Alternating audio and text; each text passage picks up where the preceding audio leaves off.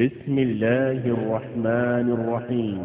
الرحمن علم القرآن خلق الإنسان علمه البيان الشمس والقمر بحسبان والنجم والشجر يسجدان والسماء رفعها ووضع الميزان. إن الحمد لله نحمده ونستعينه ونستغفره ونعوذ بالله من شرور أنفسنا وسيئات أعمالنا من يهده الله فلا مضل له ومن يضلل فلا هادي له. أشهد أن لا إله إلا الله وأشهد أن محمدا عبده ورسوله. அம்மா பாத். எல்லா புகழும் புகழ்ச்சியும் அல்லாஹ் ஒருவனுக்கு உண்டாகட்டுமாக. அவனுடைய அமைதியும் கருணையும் நபிகள் பெருமானார் ஸல்லல்லாஹு அலைஹி வஸல்லம் அவர்கள் மீதிலும் அவர்கள் காட்டிய அடிப்படையில் வாழக்கூடிய அனைவர்கள் மீதிலும் உண்டாகட்டுமாக. பேரன்பிற்கினிய எல்லாம் வல்ல அல்லாஹுவின் நல்லடியார்களே, தொடர்ச்சியாக நடந்து வருகிற இந்த நிகழ்ச்சியிலே இன்றைய தினம் நபிகள் பெருமானார் ஸல்லல்லாஹு அலைஹி வஸல்லம் அவர்களிடத்தில் வந்து வாத பிரதிவாதத்தை மேற்கொண்டு இஸ்லாத்தை ஏற்றுக்கொண்ட ஒரு யூத பாதிரியாரான அப்துல்லாஹ் இப்னு ஸலாம் ரலியல்லாஹு அன்ஹுடைய வரலாற்றை பற்றி பார்க்க இருக்கிறோம். இவருடைய வரலாற்றை பொறுத்தவரையில் அப்துல்லாஹ் இப்னு ஸலாம் ரலியல்லாஹு அன்ஹு அவர்களுக்கென்று இஸ்லாமிய மார்க்கத்தில் சில சிறப்பான வரையறைகள் இருக்கிறது. அந்த வரையறைகளில் மிக முக்கியமான வரையறை என்னவென்றால், உலகத்தில் வாழுகிற காலத்தில் சொர்க்கவாதி என்று நபிகள் பெருமானார் ஸல்லல்லாஹு அலைஹி வஸல்லம் அவர்களால் அடையாளப்படுத்தப்பட்டவர்களில் இவரும் ஒருவர். அது மட்டுமல்லாமல் இவருடைய விஷயமாக திருமறை குர்ஆனின் ஒரு வசனத்தையே அல்லாஹ் தஆலா இறக்கி வைத்திருக்கிறான்.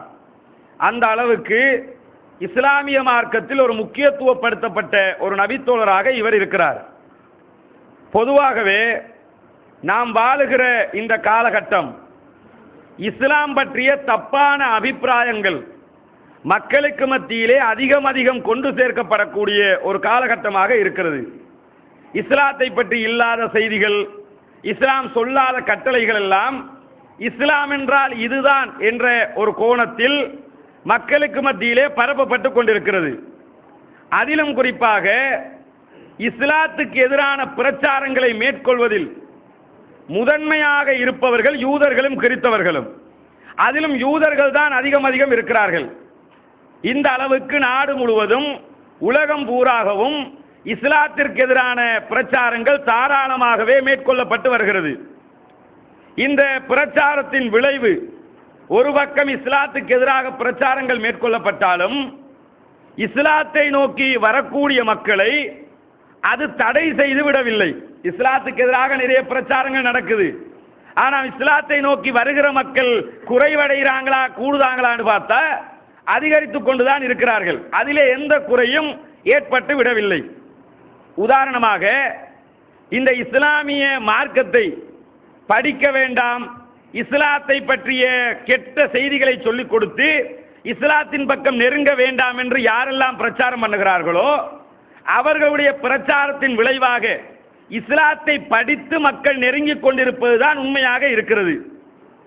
அண்மையிலே இஸ்லாத்தை ஏற்றுக்கொண்ட மிக முக்கியமான நபர்களில் ஷேக் யூசுப் தௌஃபீக் அவர்கள் குறிப்பிடத்தக்க ஒரு மனிதராக இருக்கிறார். இஸ்லாத்தை படித்து இஸ்லாத்தை ஏற்றுக்கொண்டவர்களில் ஒரு முக்கியமானவர். இவரும் ஒரு ஃபாதராக இருக்கிறார். இவர் ஒரு கிறிஸ்தவ மதத்தை படித்த மத குருவாக இருந்தார். இவர் இஸ்லாத்துக்கு வந்த வரலாற்றை பொறுத்தவரையில் எப்படி அப்துல்லாஹ் இப்னு ஸலாம் ரலியல்லாஹு அன்ஹு அவர்கள் இஸ்லாத்தை படித்து இஸ்லாத்தினுடைய செய்திகளை தெரிந்து இந்த இஸ்லாத்தின் பக்கம் ஈர்க்கப்பட்டார்களோ அதே போன்று ஒரு பாதிரியார் இந்த இஸ்லாத்தின் பக்கம் ஈர்க்கப்பட்டார் என்றால் அது இந்த யூசுப் தௌபீக்கையும் அதிலே அடங்கி விடுவார். இவர் எப்படி இஸ்லாத்தின் பக்கம் ஈர்க்கப்படுகிறார் தெரியுமா? எகிப்துக்கு செல்லுகிற நேரத்தில் இவர் ஒரு அலுவலாக எகிப்துக்கு செல்லுகிறார். செல்லுகிற நேரத்தில் எகிப்திலே ஒரு பாடசாலையில் பாடம் நடத்துகிறார். அந்த பாடசாலையில் பாடம் நடத்துவதற்காக, கல்லூரியில் படித்துக் கொடுப்பதற்காக ஒவ்வொரு நாள் காலையிலும் இவர் அந்த கல்லூரியை நோக்கி சென்று கொண்டிருப்பார். போகிற வழியில் ஒரு சிறுவன், செருப்பு தைக்கிற ஒரு சிறுவன், அவன் வேலை செருப்பு தைக்கிறது, அவன் பாட்டுக்கு செருப்பு தைச்சிக்கிட்டு இருப்பான். இவர் முதலாக அந்த பாதையை கடந்து செல்லுகிற நேரத்தில் அந்த சிறுவன் என்ன செய்யறான் தெரியுமா? இவரை பார்த்து அஸ்ஸலாமு அலைக்கும் வரஹ்மத்துல்லாஹி வபரகாத்துஹு அப்படின்னு சொல்றான். இவரை பார்த்து ஒரு சலாம் சொல்றான். சொன்னதோட இவர் திருப்பி போனவரை நின்று கேட்கிறாரு, நீ இப்ப என்கிட்ட என்ன சொன்ன? சலாம் சொன்னேன். சலாம்டா என்ன? அஸ்ஸலாமு அலைக்கும் வரஹ்மத்துல்லாஹி வபரகாத்துஹு, இதுதான் சலாம் அப்படிங்கிறாரு. அதுல மீனிங் என்னன்னு கேட்கிறாரு. இவர் என்ன சொல்லி கொடுக்கிறாரு? அல்லாஹ்வினுடைய கடவுளுடைய கருணையும் அமைதியும் உங்களுக்கு உண்டாகட்டும் என்று சொல்லி நான் ஒரு பிரார்த்தனை பண்ணினேன் அப்படின்னு அந்த சின்ன பையன் சொல்றான். கேட்டுட்டு அப்படியே போயிட்டாரு. போனவருடைய உள்ளத்துல என்ன சொல்லுது தெரியுமா? இது என்ன, இஸ்லாத்துல ஒரு சின்ன பையன் நம்மளை பார்த்து அஸ்ஸலாமு அலைக்கும் என்று சொல்ற அளவுக்கு இஸ்லாம் ஒரு கண்ணியமான ஒரு மார்க்கமா இருக்குது. ஆனா நாம பார்த்த இஸ்லாம் இது இல்லையே. அவர் என்ன நினைக்கிறாரு?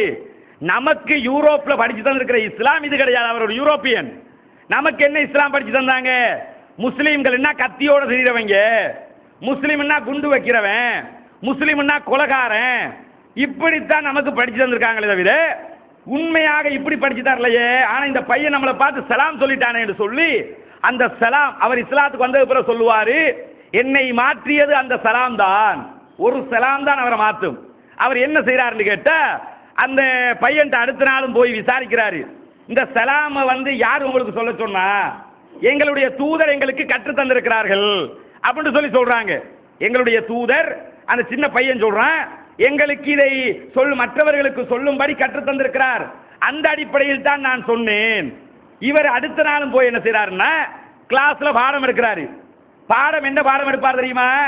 ஒவ்வொரு நாளும் படிச்சு கொடுக்கும் போது பிள்ளைகள்கிட்ட எப்படியாவது இஸ்லாத்தை பத்தின ஒரு கெட்ட எண்ணத்தை உண்டாக்கணுங்கிறதுக்காக குர்ஆன்ல இருந்து ஒரு அறகுறையா எதையாவது விளங்கிட்டு போய் அவர்களிடத்தில் பிரச்சாரம் செய்வார். அன்றைக்கும் அதே போல் குர்ஆனை பற்றி எதையாவது கெட்ட விதமாக குழந்தைகளுக்கு படித்துக் கொடுக்க வேண்டும் என்பதற்காக போய் குர்ஆனை புரட்டுறாரு. சூரால் மாயிதா, மாயிதாவை தான் புரட்டி பார்க்கிறார். சூரால் மாயிதா வருகிறது. சூரா மாயிதாவை படிச்சுக்கிட்டே போறாரு. அதிலே ஒரு வசனம் அவருக்கு கண்ணுக்கு தென்படுகிறது. என்ன வசனம்? கிறிஸ்தவ ஃபாதர்மார்கள், கிறிஸ்தவ மதகுருக்கள், யூத மதகுருக்கள் அற்ப காசுக்காக மார்க்கத்தை வியாபாரம் செய்வதை கண்டித்து அல்லாஹ் தஆலா இறக்கிய வசனம் அவருடைய கண்ணுக்கு படுகிறது. பட்டதோடு என்ன நினைக்கிறார் தெரியுமா? என்னடா இது, நாம செய்யற அதே வேலையை அல்லாஹ் குர்ஆன்ல சொல்லியிருக்கிறானே. அவர் என்ன பார்க்கிறாரு? நாம இந்த கற்ப காசுக்காக மார்க்கத்தை பிசினஸ் பண்ணிக்கிட்டு தெரியும். அவர் ஃபாதர் தானே, பாம்பின் கால் பாம்பறியும் இல்ல, அது மாதிரி நாம என்ன வேலையை பண்ணிக்கிட்டு இருக்கிறோமோ அது அப்படியே குர்ஆன் சொல்லுதே. அப்ப கண்டிப்பாக இது கடவுளுடைய வார்த்தையாக இருக்கும். உள்ளத்துல அது விழுகுது. விழுந்ததோட என்ன செய்யறாருன்னு கேட்டா, அவரை அறியாமல் கண்ணீர் விட்டு அழுது விடுகிறார்.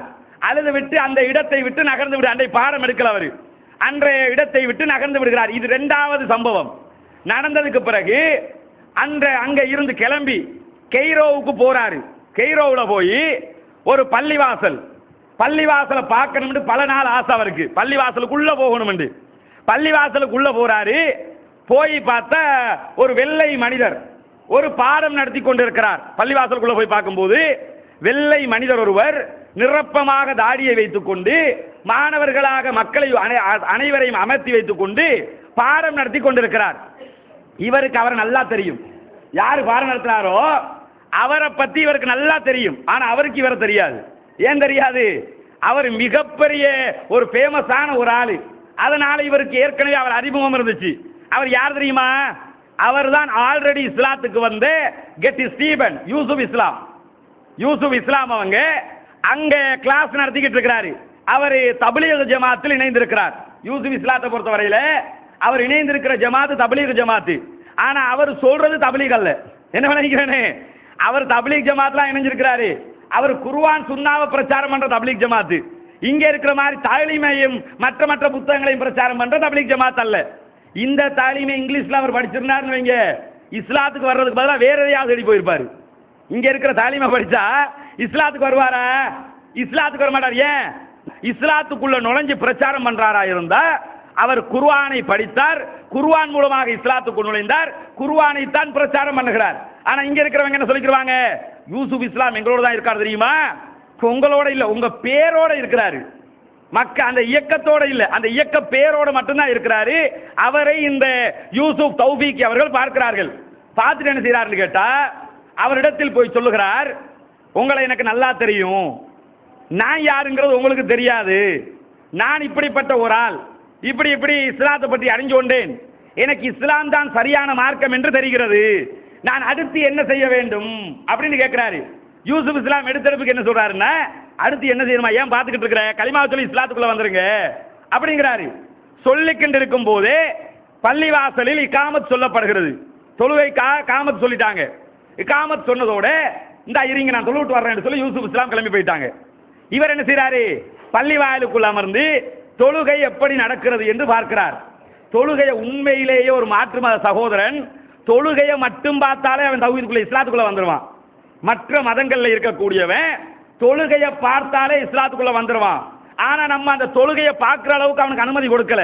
ஒரு காவிர பள்ளிவாசலுக்குள்ள விடுவாங்களா? நம்ம பள்ளிவாசலுக்குள்ள விடுவோம், மற்ற பள்ளிவாசலுக்குள்ள ஒரு காவிர விடுவாங்களா? காவிர எப்படி பள்ளிக்குள்ள வரலாம்? அவன் மூத்திரம் கழுகல அப்படிம்பாங்க. எடுத்தறதுக்கு என்ன, அவன் சிறுநீர் கழுவினானா, அவனை எப்படி உள்ள விடுவீங்க? அப்படித்தானே கேட்கிறாங்க. நபிகள் நாயகம் தாராள அனுமதி தந்திருக்கிறார்கள். அவன் வந்து இந்த தொழுகையை மட்டும் பார்த்தாலே இஸ்லாத்துக்குள்ள நுழைஞ்சிருவான். ஆனா தொழுகையை பார்க்கிற அளவுல நாம அவனை உள்ள விடுறது கிடையாது, தடுத்து நிறுத்திடுவோம். ஏன் பார்த்தா இஸ்லாத்துக்கு வந்துருவான்னு சொல்றோம்? இந்த இலங்கையை நீங்க எடுத்துக்கிட்டீங்கன்னா கூட இந்து மதத்துல ஏற்றத்தாழ்வு இருக்குது. என்ன ஏற்றத்தாழ்வு? நீ கடவுளுடைய தலையால பிறந்தவன், நான் கடவுளுடைய காலால பிறந்தவன், நீ கடவுளுடைய நெஞ்சால பிறந்தவன் என்று சொல்லி ஏற்றத்தாழ்வு, தலித்துகள் என்று சொல்லி ஒரு தனிப்பிரிவே அவங்கள்ட்ட இருக்கிறாங்க.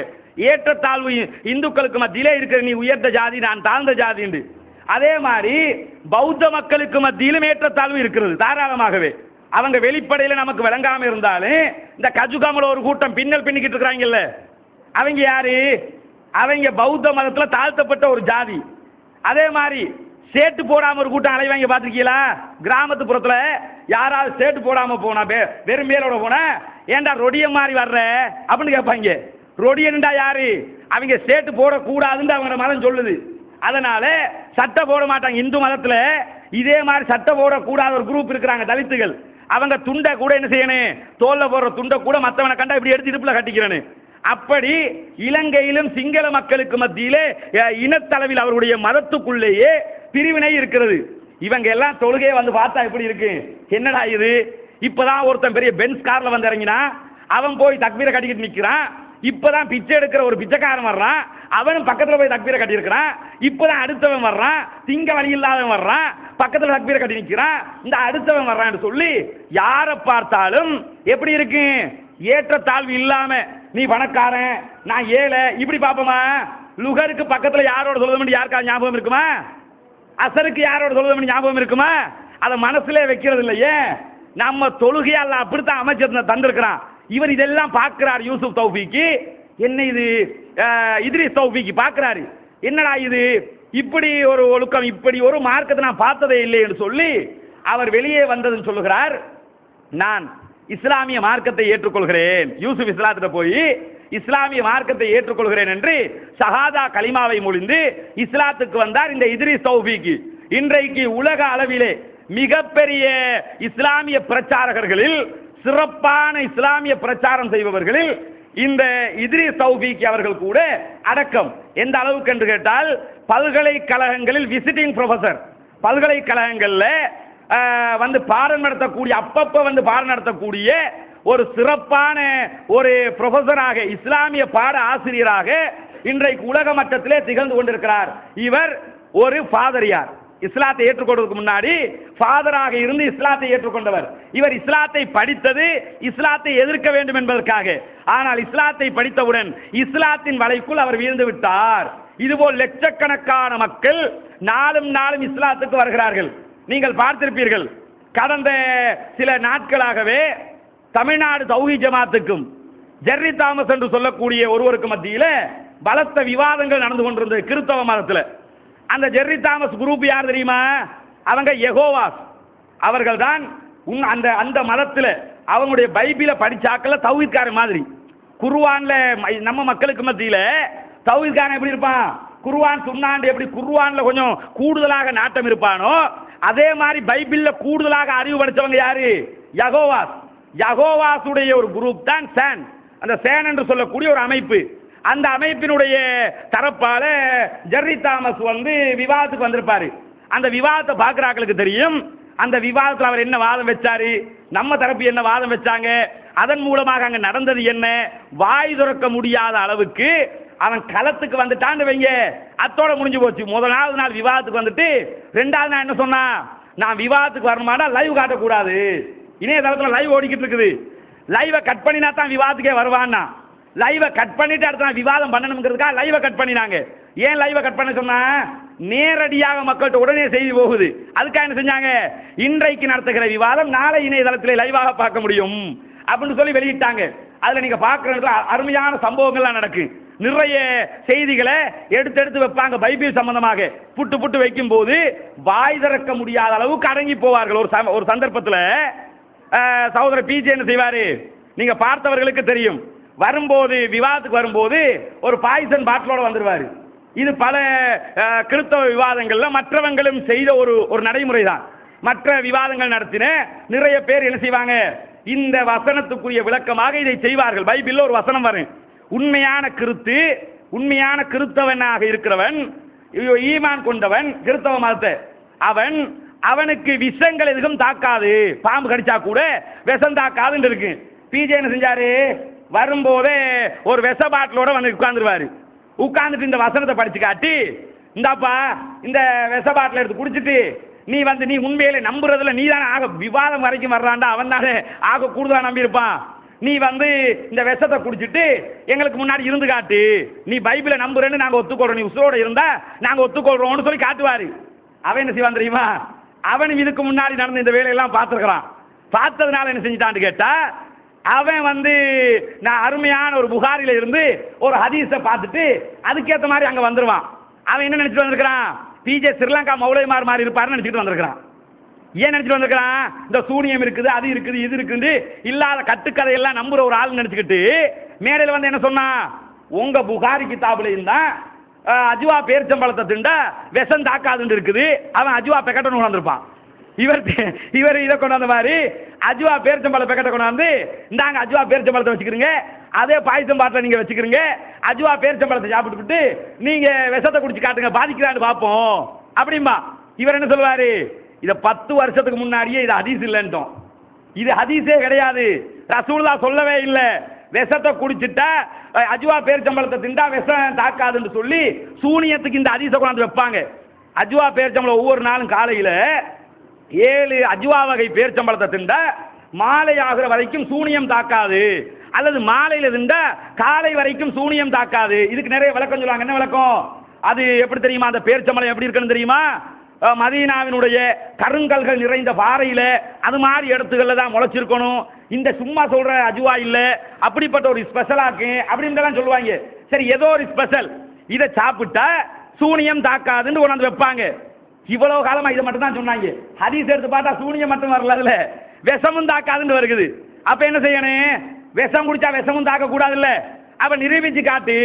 உண்மையிலே சூனியம் இருக்குதுன்னா சூனியத்தை நிரூபித்து காட்டுவதற்கு அனைத்து ஆலிம்களும் தயாராகணும். எப்படி தயாராகணும், ஒரு விஷ பாட்டில் இப்படி குடிச்சு காட்டி பார்த்தீங்களா, உசுர ஒரு டெமக்சன் போட்டில் கொண்டாந்து நல்ல புல்லு கட்டிக்கிற டெமக்சன் இருக்குல்ல, புல்லு கட்டிச்சு அப்படி செத்து போயிடும், அதை எடுத்து குடிச்சு காட்டுன்னு சொல்லணும். பார்த்தீங்களா சூனியம் இருக்குது, எதுவுமே ஆகலை அப்படின்னு காட்டணும்.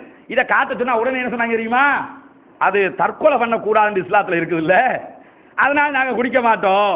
தற்கொலைண்டா என்ன தெரியுமா, தற்கொலை பண்ணக்கூடாது இஸ்லாத்தில், தற்கொலை பண்ணக்கூடாது, தற்கொலைங்கிறது சாகிறதுக்காக குடிக்கிறது, இது நிரூபிக்கிறதுக்காக குடிக்கிறது. அந்த ஹதீஸில் பொய்யிட்டு நாம சொல்றோம், அவங்க என்ன சொல்றாங்க, இல்ல அது உண்மை, அப்படி ஒரு ஹதீஸ் இருக்குது அப்படின்னா ஹதீஸ்னா என்ன அர்த்தம், அப்ப அல்லாஹ்வுடைய தூதர் சொன்னது தானே அர்த்தம். அல்லாஹ்வுடைய தூதர் சொன்னது பொய்யா இருக்குமா, அல்லாஹ்வுடைய தூதர் 5 நேரம் தொழுங்கன்னா தொழுது காட்டுப்பான்னா தொழுது காட்டுவீங்கல்ல, நிரூபிச்சு காட்டணும். அல்லாஹ்வுடைய தூதர் எதை சொல்றாங்களோ அதையெல்லாம் நம்புறமா இல்லையா? தேன் அல்லாஹ் குர்ஆன்ல சொல்றான், தேன்ல மருத்துவம் இருக்குன்னு நாம நம்புறமா இல்லையா? தேனை குடிச்சு காட்டுனா நாம குடிச்சு காட்டத்தானே செய்வோம். அப்ப அதுல போய் வாதம் வைப்போமா? வைக்க மாட்டோம். அப்ப இவங்களும் என்ன செய்யணும்? விஷத்தை குடிச்சு காட்டினா குடிச்சு காட்டி பாத்தியா நான் உசுரோட இருக்கிறேன், ஹதீஸ் உண்மைன்னு நிரூபிக்கலாம்ல.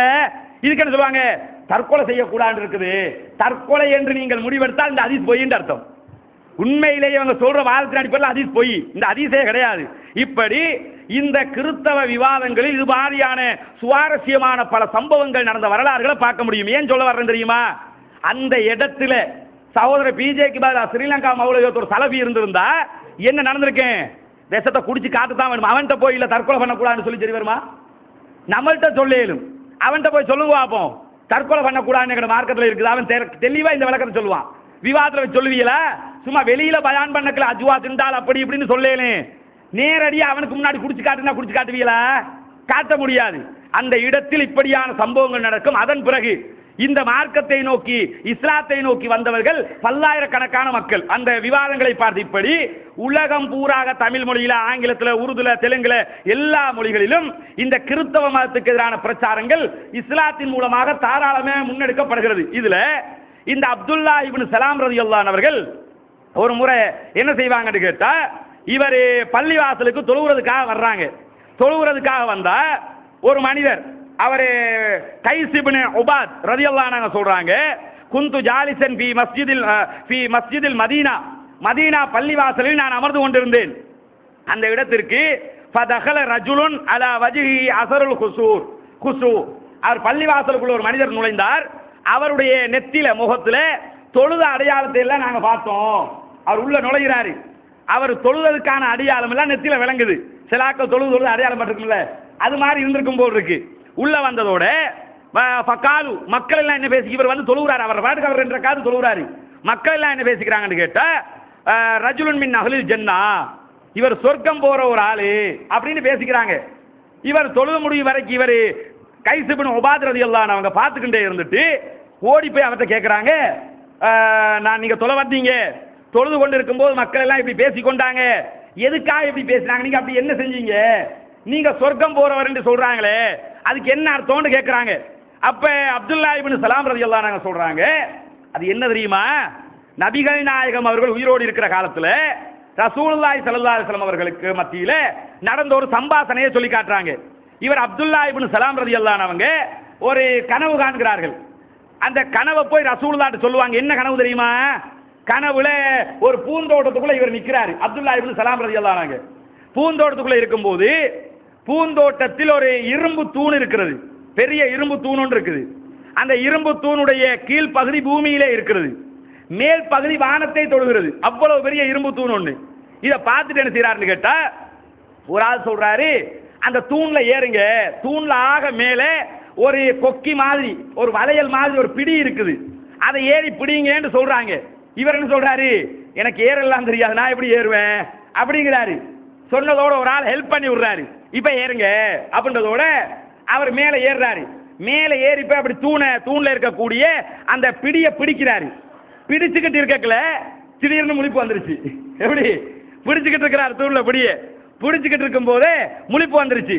இந்த செய்தியை ரசூலுல்லாஹ் வந்து சொல்றாங்க, அல்லாஹ்வின் தூதரே நான் இப்படி ஒரு கனவு கண்டேன், பிடியை பிடிச்சுக்கிட்டு இருக்கும் போதே முழிச்சுக்கிட்டேன், இதுக்கு என்ன விளக்கம் அப்படின்னு கேட்கும்போது நபிகள் நாயகம் ஸல்லல்லாஹு அலைஹி வஸல்லம் அவங்க சொல்றாங்க, அது என்ன தெரியுமா, நீங்க அந்த தூண் ஒன்றை பார்த்தேன்னு சொன்னீங்கல்ல, அந்த தூண் தான் இஸ்லாம், அந்த தூணுக்கு விளக்கம் என்ன, அதுதான் இஸ்லாம் அப்படின்னு சொல்லிட்டு ரசூலுல்லாஹி ஸல்லல்லாஹு அலைஹி வஸல்லம் சொல்றாங்க, நீங்க ஒரு பிடியை பிடிச்சதா சொன்னீங்க, அந்த பிடி தான் இஸ்லாத்தில் உள்ள உறுதியான பிடி, கொள்கையின் உறுதின்ற அர்த்தம். நீங்க ஒரு பிடியை பிடிச்சேன்னு சொன்னீங்கல்ல, அது கொள்கை உறுதி என்று அர்த்தம் அப்படின்னு சொல்லிட்டு நபிகள் நாயகம் ஸல்லல்லாஹு அலைஹி வஸல்லம் சொல்றாங்க, ஃபஅன்தாலல் இஸ்லாம் ஹத்தா தமூத், நீங்கள் இந்த செய்தி இந்த விளக்கத்தை என்ன சொல்ல வர்றாங்க, மரணிக்கிற வரைக்கும் இந்த இஸ்லாத்தில் நிலைத்திருப்பீர்கள். என்ன சொல்றாங்க, நீங்க மௌத்தாகிற வரைக்கும் உங்களுக்கு இஸ்லாம் இருக்கும், நீங்க இடையில வழி தவற மாட்டீங்க, கடைசி வரை நேர்வழியில் தான் இருப்பீர்கள் என்று சொல்லி இந்த மனிதருக்கு சொல்லுவாங்க. இவர் தான் அப்துல்லா இப்னு சலாம் ரலியல்லாஹு அன்ஹு. இதை சொல்லிட்டு சொல்றாரு, என்ன பத்து மக்கள் சொல்றதுக்கான காரணம் இதாத்தான் இருக்கும். நான் மவுத்தாகிற வரைக்கும் இஸ்லாத்திலேயே இருந்து மவுத்தாகுவேன்னு அல்லாஹ்வுடைய தூதர் ஸல்லல்லாஹு அலைஹி வஸல்லம் அவங்க எனக்காக கனவுக்கு விளக்கம் சொல்லி இருக்கிறார்கள் என்று சொல்லி அப்துல்லா இப்னு சலாம் ரலியல்லாஹு அன்ஹு சொல்லுவாங்க. கனவுக்கு விளக்கம் கேட்கிறேன்டா என்ன? கனவுக்கு விளக்கம்னா நாம இப்ப போய் யார்ட்டையும் கேட்க முடியாது. இப்ப என்ன செய்வாங்க? இப்ப கூட ஆலிம் சாக்கள்கிட்ட கனவுக்கு விளக்கம் கேட்பாங்க. நல்ல கனவை கண்டீங்கன்னா, ஒரு நல்ல கனவை காண்றாரு, கண்டா என்ன செய்யணும்? தன்னோட யாரு நெருக்கமோ அவங்க கிட்ட மட்டும் சொல்லிக்கிறலாம். வேற யார்ட்டையும் சொல்ல வேண்டிய அவசியம் இல்லை. இதே கெட்ட கனவா இருந்தா யாருக்கிட்டையும் சொல்லக்கூடாது. சொல்லாம அப்படியே மறந்து போயிடனால கெட்ட கனவை சொன்னால் அது அப்படியே நடக்கும் என்று ஹதீஸ்களை பார்க்கிறோம். நல்ல கனவா இருந்தா என்ன செய்யணும்? கண்டிப்பாக கனவுகள் வகியினுடைய 46 ஒரு மடங்கு. அல்லாஹ்ட்ட இருந்து வர வகி இருக்குல்ல, வகியை 46ஆக பிரிச்சா அதுல ஒரு மடங்கு கனவு. நல்ல ஒரு கனவு காண்றீங்கன்னா என்ன நினைக்கணும்? அல்லாஹ் இதை எனக்கு கண்டிப்பாக உண்மைப்படுத்துவான் அப்படின்னு நினைக்கணும். நாம நம்ப மாட்டேங்கிறோம். நம்ம கனவுகள் பலிக்காம போறதுக்கு காரணம் என்ன? கனவை நாம நம்புறது இல்லை. யாராவது ஒருத்தன் ஒரு பெட்டி கடை வச்சிருக்கிற ஒருத்தன், சைக்கிளே இல்லாத ஒருத்தன் மிஹின் லங்கா பிளைட்டை வாங்கின மாதிரி கனவு கண்டா என்ன நடக்கும்? யோசிச்சு பாருங்க. அவன் சைக்கிளே இல்லை, மிஹின் லங்கா பிளைட்டுக்கு ஓனர் ஆயிட்டான். மஹிந்த ராஜபக்ச டிரான்ஸ்பர் ஆகி மஹிந்த லங்கா வந்து மிஹின் லங்காவை மாறின மாதிரி மிஹின் லங்கா உங்கள்கிட்ட வந்துட்டுன்னு வைங்க.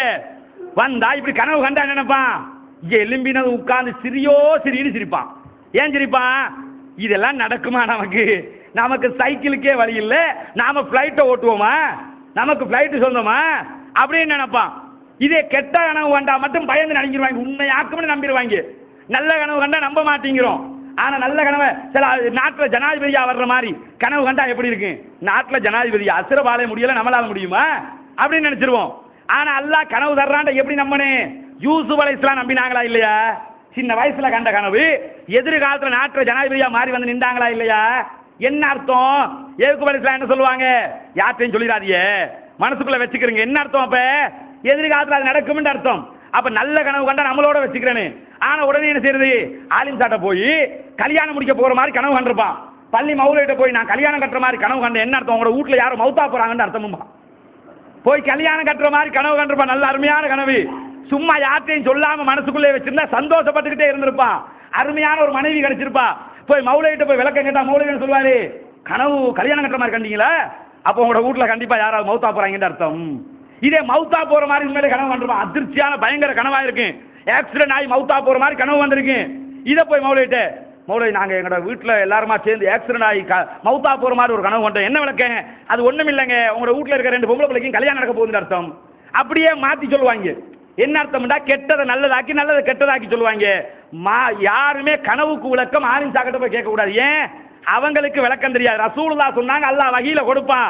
அதனால சொன்னாங்க. நபிமார்கள் சொல்லுவார்கள், நாம சொல்ல இயலுமா? நாம சொல்ல முடியாது. நல்லதுன்னு வந்தா நல்லதை நம்புங்க, கெட்டதுன்னு வந்தா யார்ட்டையும் சொல்லாம அப்படியே விட்டு அல்லாஹ்விடத்துல அவுது பில்லாஹி மினஷ் ஷைத்தானிர் ரஜீம்னு சொல்லிட்டு 3 தடவை எச்சில் துப்பி போட்டு வேலையை பார்த்துட்டு போயிடனே. இவ்வளவுதான் உள்ளதே தவிர அதை நினைச்சு உருகலாமா? உருவ கூடாது. அதே போல இந்த அப்துல்லா இப்னு சலாம் ரலியல்லாஹு அன்ஹு அவர்களை பற்றி அதாவது சாத் இப்னு அபீ வக்காஸ் ரலியல்லாஹு அன்ஹு அவங்க சொல்றாங்க, மா சமிஅத்து நபிய ஸல்லல்லாஹு அலைஹி வஸல்லம், நபிகள் நாயகம் ஸல்லல்லாஹு அலைஹி வஸல்லம் அவர்களிடத்தில் நான் கேட்டிருக்கிறேன். யகூல், நபிகள் நாயகம் சொல்கிறார்கள், லி அஹதின் யம்சி அலல் அர்லி இன்னஹு மின் அஹ்லில் ஜன்னah, பூமியிலே சொர்க்கத்துக்கு போகக்கூடிய ஒருவர் நடந்து செல்கிறார் என்றால் அது யாரு? அது இந்த அப்துல்லா இப்னு சலாம் தான் என்று நபிகள் நாயகம் சொல்ல நான் கேட்டிருக்கிறேன். ரசூலுல்லாஹி ஸல்லல்லாஹு அலைஹி வஸல்லம் அவங்களே சொல்றாங்க, இவர் சொர்க்கம் போவார். ஏன் சொர்க்கம் போவார் தெரியுமா? இவருடைய விஷயத்தில் ஒரு குர்ஆன் வசனம் இறங்கும். என்ன வசனம்? வ ஷஹீத ஷாஹிதும் மின் பனி இஸ்ராயீல அலா மிஸ்லிஹி, அல்லாஹ்வைத்தான் நம்பணும், அல்லாஹ்வைத்தான் ஏற்றுக்கொள்ளணும், நபியைத்தான் பின்பற்றணும் என்று சொல்லி ஒரு யூதரே வந்து ஒரு பனி இஸ்ராயலுடைய பிள்ளைகள் ஒருத்தரை வந்து அந்த கூட்டத்தில் உள்ள ஒருத்தரை வந்து சாட்சி சொல்லும் போது நீங்க ஏன் ஏத்துக்கிற மாட்டேங்கிறீங்க? இந்த அல்லாஹ் கேட்கக்கூடிய அஹ்காவுடைய 10வது வசனம் இவருடைய விஷயத்தில் தான் இறங்கும். இப்படி இஸ்லாமிய மார்க்கத்தில் இவருக்கு என்று சொல்லி சில முக்கியத்துவங்கள் இருக்கிறது. இவருடைய வரலாற்றில் என்ன நடக்கும் தெரியுமா? ஒரு சந்தர்ப்பத்தில் நபிகள் நாயகம் ஸல்லல்லாஹு அலைஹி வஸல்லம் அவங்க மக்காவுல இருந்து மதீனாவுக்கு வர்றாங்க. மக்காவுல இருந்து மதீனாவுக்கு வருகிற போது என்ன நடக்குதுன்னு சொன்னா, நபிகள் நாயகம் ஸல்லல்லாஹு அலைஹி வஸல்லம் அவங்களும் அபூபக்கர் சித்திக் ரலியல்லாஹு அன்ஹு தான் வருவாங்க. வரும்போது இடையில ஒரு ஆள் குறுக்கிட்டு அபூபக்கர் சித்திக் ரலியல்லாஹு அன்ஹு அவங்க கொஞ்சம் நரைமுடி உள்ளவங்களா இருப்பாங்க. அபூபக்கர் சித்திக் ரலியல்லாஹு அன்ஹு அவங்களோட முடியெல்லாம் கொஞ்சம் பழுத்து போய் கொஞ்சம் வயசை காட்டும். ஹிஜ்ரத் போகும்போது ரசூலுல்லாஹ்வுக்கு வயசை காட்டாது, அவங்க இளமையாகவே இருக்கிற மாதிரி இருக்கும். 40 வயசு பிந்தியும் ரசூலுல்லாஹ்வுடைய முடி நரைச்சில்லைன்னு அர்த்தம். போற போக்கில் அபூபக்கர் சித்திக் ரலியல்லாஹு அன்ஹு பல தடவை மதீனாவுக்கெல்லாம் பிசினஸுக்கெல்லாம் போய் நிறைய பேர் மதீனா மக்களுக்கு நிறைய அறிமுகம். அபூபக்கர்ண்டா இவர் தாண்டு. ரசூலுல்லாஹ் அறிமுகமா? ரசூலுல்லாஹ் அறிமுகம் இல்லை. இப்ப போய்கிட்டு இருக்கும்போது ஒளிச்சு தெரியாம தானே போறாங்க. போகும்போது ஒரு ஆள் இடையில வர்றான், வந்து கேட்கிறான், அபூபக்கரே எங்க போறீங்க? இப்படி ஒரு வேலையா போறேன். யாரு கூட வர்றது யாரு அப்படி கேட்கறாங்க. அவனுக்கு தெரியாது இது ரசூலுல்லாஹ். இப்ப அல்லாஹ்வுடைய தூதர்னு சொல்லிட்டா போய் மக்காவுல போட்டு கொடுத்துருவான். அதுக்காக என்ன செய்யறாங்கன்னு கேட்டா பொய் சொல்லவும் கூடாது, பொய் சொல்லிடவும் கூடாது, அல்லாஹ்வுடைய தூதரை காட்டி கொடுத்துடவும் கூடாது. உடனே என்ன சொல்லிட்டாங்க, என்னுடைய இந்த பிரயாணத்தில் அவர்தான் எனக்கு வழிகாட்டி. மனசுக்குள்ள என்ன நினைச்சுட்டு சொல்றாரு தெரியுமா? வாழ்க்கை என்ற பிரயாணத்தில் எனக்கு இவர் தான் வழிகாட்டி. போய் சொல்லல அவரு. ஆனா அவனுக்கு என்ன பதில்? அது இந்த பயணத்தில் அவர் தான் வழிகாட்டி நினைச்சுக்கிட்டு இருக்கான். ரசூலுல்லாஹ் வழிகாட்டுறதுக்காக வர்றாள் நினைச்சுக்கிட்டு இருக்கிறான். ஆனா உண்மையிலே இவர் என்ன மீனிங்ல சொன்னாரு? என்னுடைய வாழ்க்கையின் வழிகாட்டி முகம்மதுங்கிற அடிப்படையில் இவர் தான் இந்த வாழ்க்கை வழிகாட்டி. அப்படியே அப்ப வெயிட் வாங்கன்னு சொல்லி அனுப்பி விட்டுறாங்க. இப்ப வந்து கொண்டிருக்கும் போது வர்ற வழியில் என்ன நடக்குதுன்னு கேட்டா, ஒரு குதிரை வீரன் இவங்களை பின்தொடர்ந்து வந்து கொண்டே இருக்கிறான். சுராக்கா வந்து கொண்டிருக்கும் போது என்ன நடக்குதுன்னு கேட்டா, திருப்பி அபூபக்கர் சித்திக் ரலியல்லாஹு அன்ஹு சொல்றாங்க, அல்லாஹ்வின் தூதரே பின்னாடி சுராக்கா வந்து கொண்டிருக்கிறாரு, கண்காணிச்சுக்கிட்டு இருக்கிறாரு, என்ன செய்யறது? நம்மளை போய் போட்டு கொடுத்துருவான். உடனே அல்லாஹ்வுடைய தூதர் அல்லாஹ்விடத்துல பிரார்த்தனை பண்றாங்க, யா அல்லாஹ் இந்த பின்னாடி வரக்கூடியவனை நீயே கவனிச்சுக்க, எங்களுக்கு இவன் கஷ்டம் தரக்கூடியவனா இருக்கிறான் அப்படின்னு கேட்கும்போது உடனே அவனை வந்து கீழே விழுத்தாட்டிரு அப்படின்னு துவா கேட்கிறாங்க. உடனே என்ன ஆகுது கேட்டா, குதிரை கீழே விழுந்து குதிரை கத்துன்னு கத்துது. இந்த ஆளு கீழே வீசுப்பட்டு விழுந்துடுறான். திருப்பி ரசூலுல்லாஹ் பார்க்கறாங்க, உனக்கு என்ன வேணும் என்று கேட்கும்போது, அல்லாஹ்வின் தூதரே எனக்கு ஒன்றும் வேணாம், நீங்க எதை சொல்றீங்களோ அதை நான் கேட்டுக்கிறேன். அவனுக்கு விளங்கிடுச்சு இவர் அல்லாஹ்வுடைய தூதர், அல்லாஹ்ட்ட கேட்டு முடிய நடக்குது இல்ல. உடனே சொன்னதோட அவர் என்ன செய்யறாரு? ரசூலுல்லாஹி ஸல்லல்லாஹு அலைஹி வஸல்லம் சொல்றாங்க, நீ இந்த இடத்திலேயே நின்னுக்க, எங்களை பத்தி யாராவது சர்ச் பண்ணிக்கிட்டு வர்றாங்களா இல்லையான்னு அவர்களை கண்காணித்துக்கொள் அப்படின்ட்டு சொல்லிட்டு போயிடுறாங்க. இவரு காலை நேரத்தில் ரசூலுல்லாஹ்க்கு எதிராக இருந்தாரு, சாயங்காலம் ஆகும்போது ரசூலுல்லாஹ்வுக்கு ஆதரவானவராக மாறிவிட்டார். இவர் போனதுக்கு பிறகு ரசூலுல்லாஹி ஸல்லல்லாஹு அலைஹி வஸல்லம் அவங்க நேர மதீனாவுக்கு போறாங்க. போற வழியில குபா பள்ளிவாசல்லாம் கட்டுவாங்க, கட்டிட்டு மதீனாவுக்குள்ள நுழையிறாங்க. மதீனாவுக்குள்ள நுழைஞ்சா சஹாபாக்கள் அத்தனை பேரும் மதீனத்து மக்கள் எல்லாம் ஆயுதத்தோடு ரசூலுல்லாஹ்வுக்கு பாதுகாப்பா நிற்கிறாங்க, எதிரிகள் வந்துட கூடாதுங்கிறதுக்காக நின்றுக்கிட்டு இருக்கும்போது அபு அய்யூப் அல் அன்சாரி ரலியல்லாஹு அன்ஹு ஊட்டடிக்கு வீட்டுக்கு பக்கத்தில் போய் ரசூலுல்லாஹி ஸல்லல்லாஹு அலைஹி வஸல்லம் நிற்கிறாங்க. அவர் சொந்தக்காரர். நின்றுக்கிட்டு இருக்கும்போது பார்க்குறாங்க, பக்கத்தில் ஒரு தோட்டம் இருக்குது, பேரிச்சம்பழ தோட்டம். பேரிச்சம்பழ தோட்டத்திலிருந்து ஒரு ஆள் என்ன செய்யறாருன்னு கேட்டால் ரசூலுல்லாஹ்வே பார்த்துக்கிட்டு இருக்கிறாரு. அந்த ஒரு ஆள் யார் தெரியுமா? அப்துல்லா இப்னு சலாம். அவர் ஒரு யூத மத அறிஞர் வேற. அங்க இருந்து அவர் பேரிச்சம்பழம் தான் பிச்சுக்கிட்டு இருக்கிறாரு. பேரிச்சம்பழத்தை பறிச்சுக்கிட்டு பார்த்து கொண்டிருக்கிறாரு. ரசூலுல்லாஹி ஸல்லல்லாஹு அலைஹி வஸல்லம் அவங்க என்ன சொல்றாங்க? ரசூலுல்லாஹ் மக்களுக்கு மத்தியில் ஒரு பயான் பண்ணுவாங்க. எல்லாத்தையும் பயான் எல்லாம் கேட்டுவிட்டு என்ன செய்யறாருன்னா, வீட்டுக்கு போனவர் திருப்பி வர்றாரு. அபூ மூஸா அஸ்ஸரி ரலியல்லாஹு அன்ஹு வீட்டுக்கு, அபு அய்யூப் அல் அன்சாரி ரலியல்லாஹு அன்ஹு வீட்டுக்கு வர்றாரு. வந்து என்ன செய்யறாருன்னா, அல்லாஹ்வின் தூதரே நான் அவர் ரசூலுல்லாஹ்வோட பேசுறதுக்காக வர்றாரு, ரசூலுல்லாஹ்வை சந்திக்க வர்றாரு. வர்ற நேரத்தில் என்ன ஆகுது தெரியுமா? உள்ள வந்தது நான் இதை அறிவிக்கக்கூடியவர் சௌபான் ரலியல்லாஹு அன்ஹு, ரசூலுல்லாஹ்வுடைய அடிமை தான் அறிவிக்கிறார். இவர் என்ன செய்யறாருன்னு கேட்டா, உள்ள வந்ததும் நபிகள் நாயகம் ஸல்லல்லாஹு அலைஹி வஸல்லம் அவங்களை பார்த்து அஸ்ஸலாமு அலைக்க யா முஹம்மதே அஸ்ஸலாமு அலைக்கும் அப்படிங்கிறாரு. இதை கேட்டதும் சௌபான் ரலியல்லாஹு அன்ஹு பொறுக்க முடியல. ஏன் பொறுக்க முடியல தெரியுமா? இவர் ஊருக்குள்ள ஃபேமஸ் ஃபாதரா இருந்தவர். நீ எப்படி வந்து அல்லாஹ்வுடைய தூதருக்கு முகமதுன்னு பேர் சொல்லேலும், அப்புறம் எப்படி அவரை பேரை சொல்லி கூப்பிடலும் அப்படின்னு சொல்லி பின்னாடி இருந்து ஒரே தள்ளுவையா தள்ளி விட்டாரு. வந்த ஃபாதர், கேள்வி கேட்க வந்த ஃபாதர் மோங்குப்புறப்ப விழுந்துட்டாரு.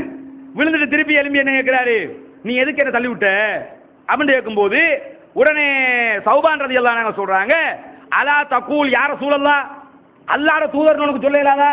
அது என்ன முகமதுன்னு சொல்லி பேசுறது? இவரே இந்த கேள்வியை கேட்பாரா இருந்தா பைபிளை படிச்சு கரைச்சு குடிச்சிட்டு வந்திருக்கிறவன் எந்த கேள்வியை கேட்பாரு?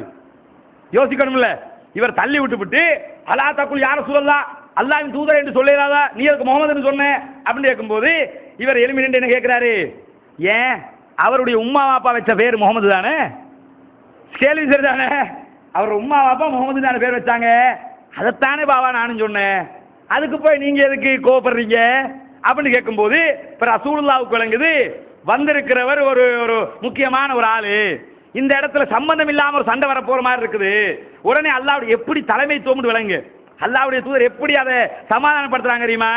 உடனே அந்த மனிதர்கிட்ட வந்து அந்த அப்துல்லா இப்னு சலாம் ரலியல்லாஹு வந்து இன்ன இஸ்மி முஹம்மத் அல்லதி சம்மானி பிஹி அஹ்லி, ஆமா என் பேர் முகமது தான், எங்க உம்மா அப்பா முகமது தான் பேர் வச்சாங்க, வந்த விஷயம் என்ன அப்படின்னு கேட்குறாங்க. அப்படியே கேஸ் முடிஞ்சு போச்சா, திருப்பி போய் எப்படி சொல்லு அப்படி சொல்லுவேன்னு கேட்காம உடனே முடிச்சுட்டாங்க. முடிச்சதோடு அவருக்கு சொல்றாரு அந்த யகூதினா யூதர் தானே இவர், யூதர் சொல்றாரு சில கேள்வியை கேட்டு போறதுக்காக உங்கள்கிட்ட வந்தேன், நான் ஒரு ஃபாதர் உங்கள்கிட்ட சில கேள்விகளை கேட்டு போறதுக்காக வந்தேன். ரசூலுல்லாஹ் திருப்பி கேட்குறாங்க, நான் உனக்கு பதில் சொன்னா பிரயோஜனமா இருக்குமா அப்படின்னு கேட்குறாங்க. என்ன அர்த்தம்? அப்ப ஃபாதர் மாதிரிலாம் கேள்வியை கேட்டு இந்த சும்மா குதர்க்கமா பேசிட்டு சம்மந்தம் இல்லாம பிரயோஜனம் இல்லாம பதில் சொல்லக்கூடாதுல்ல, பதில் சொன்னா பிரயோஜனமா இருக்கணும். நான் பதில் சொன்னா உனக்கு பிரயோஜனமா இருக்குமா? நாளைக்கு பின்ன கேள்வி போட்டு போய் உன் பாட்டுக்கு போயிட்டேன்னா நான் இவ்வளவு நேரமா டைமை வேஸ்ட் பண்ண மாதிரி ஆயிரும், அப்போ உனக்கு பிரயோஜனமா இருக்குமா அப்படின்னு கேட்குறாங்க. சொன்னதோட அவர் என்ன சொல்றாரு தெரியுமா? உடனே நபிகள் நாயகத்தை பத்தி சொல்றாரு, அஸ்மஉ பி உதுனைய, ரெண்டு காதையும் அப்படி வச்சு கேட்பேன். என்ன சொல்றாரு? நான் காது கொடுத்து கேட்பேன்ன்றாரு, காது கொடுத்து நீங்க சொல்றதை கேட்பேன், நான் ஒன்றும் வீம்புக்கு வரல, நிறைய விஷயம் தெரிஞ்சு கொள்ள வேண்டி இருக்குது அப்படின்னு சொல்லி சொன்னதோட நபிகள் பெருமானார் ஸல்லல்லாஹு அலைஹி வஸல்லம் அவங்க சொல்றாங்க, செல் கேளு அப்படிங்கிறாங்க. கேளுன்றதோட அவர் கேள்வியை கேட்க ஆரம்பிக்கிறாரு. எப்படி கேள்வியை கேட்க ஆரம்பிக்கிறாரு? முக்கியமாக சில கேள்வி அவர் கேட்கணும். அந்த கேள்வியை பின்னாடி வச்சுட்டு ஃபர்ஸ்ட்டுக்கு சில டுப்பா மாதிரி உள்ள சின்ன சின்ன கேள்விகளை போட்டு கேட்கிறாரு. எப்படி கேட்கிறாரு? முதல்ல நபிகள் நாயகத்தை வந்து கேட்கிறாரு, முஹம்மது ஐன யகூனுன் நாசு யௌம துபத்தலுல் அர்து கைரல் அர்லி வஸ்ஸமாவாத், வானமும் பூமியும் வேறு ஒரு வடிவமாக மாற்றப்பட்டதற்கு பிறகு மனிதர்கள் அத்தனை பேரும் எங்க இருப்பார்கள் அப்படின்னு கேட்கிறாங்க.